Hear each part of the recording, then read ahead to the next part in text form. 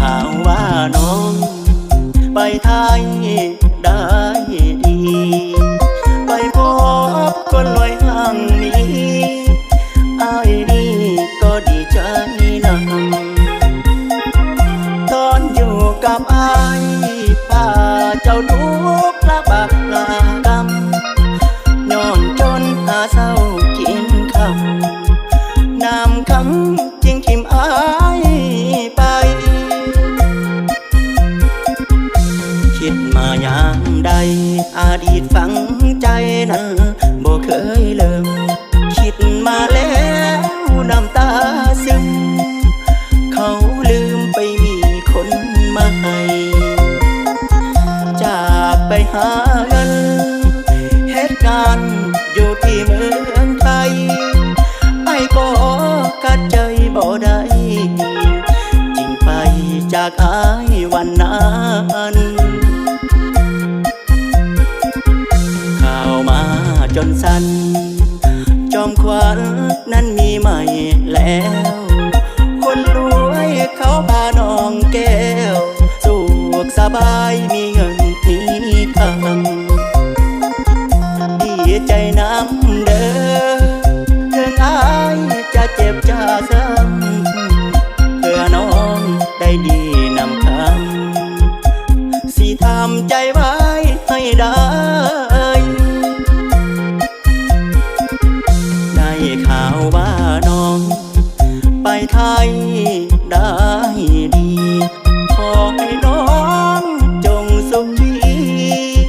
กับเขาเถิดนาขวัญใจศาสตร์นี้อายจน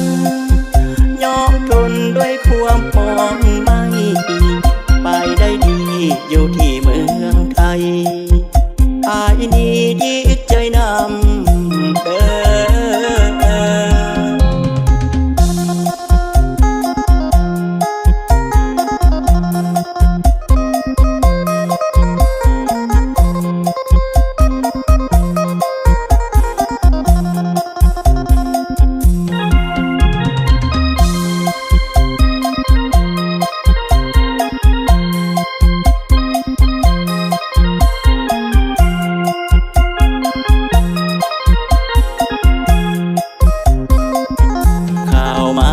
จนสั้น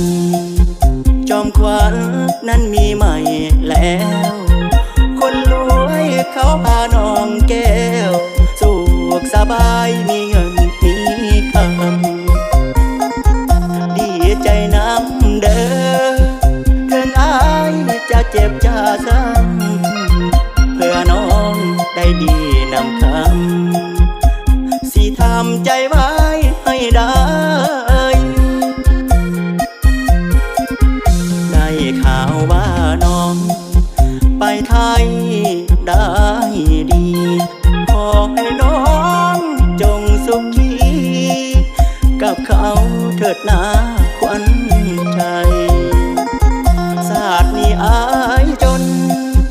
ยอมทนด้วยความมองไม่ไปได้ดีอยู่ที่เมืองไทย